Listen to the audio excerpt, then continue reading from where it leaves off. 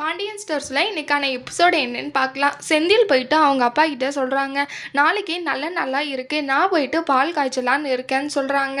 அதுக்கப்புறம் அது கேட்டு ரொம்பவே கஷ்டப்படுறாங்க கோமதி.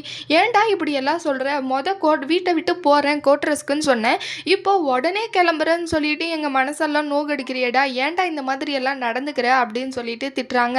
அதுக்கப்புறம் இல்லைம்மா அதெல்லாம் இல்லை, உடனே எல்லா விஷயத்தையுமே விஷயத்த நடத்தியே ஆகணும் அப்படின்னு சொல்லிட்டு சொல்கிறாங்க.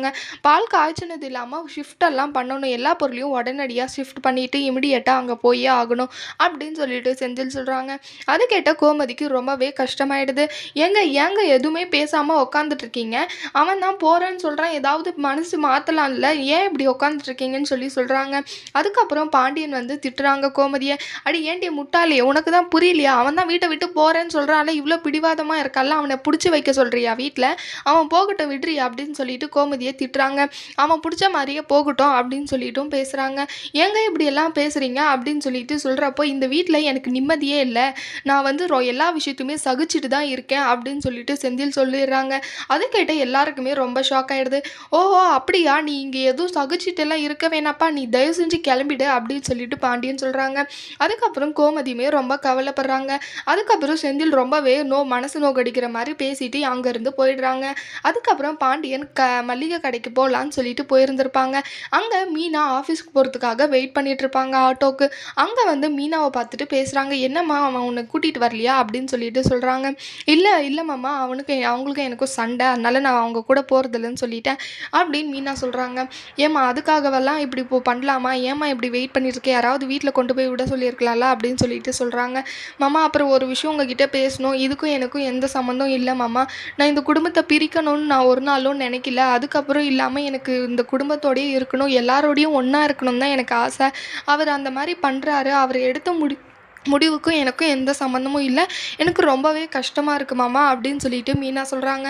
சரி விடுப்பா, அவன் தான் முட்டாள் மாதிரி பண்ணிகிட்டு இருக்கான், என்ன நடக்கணுமோ அதுதானே நடக்கும், நீ என்ன பண்ணுவ அப்படின்னு சொல்லிட்டு சொல்கிறாங்க. சரி வாப்பா நான் உன்னை விட்டுறேன் அப்படின்னு சொல்லிட்டு பாண்டியன் கூடவே போகிறாங்க மீனா. அப்புறம் ஆஃபீஸில் கொண்டு போய் விட்டுறாங்க. அதுக்கப்புறம் கோமதி வீட்டில் உட்காந்துட்டு ரொம்பவே அழுந்துட்டுருக்காங்க.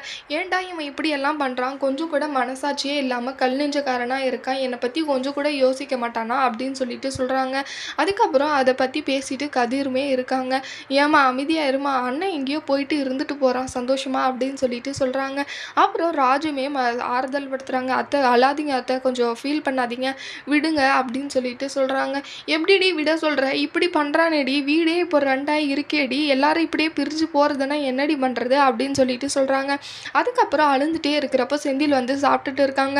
இதை பற்றி கொஞ்சம் கூட கவலைப்படாமல் எப்படி வந்து சாப்பிட்டுட்டு இருக்கான் பாரு அப்படின்னு சொல்லிட்டு கோமதி சொல்கிறாங்க.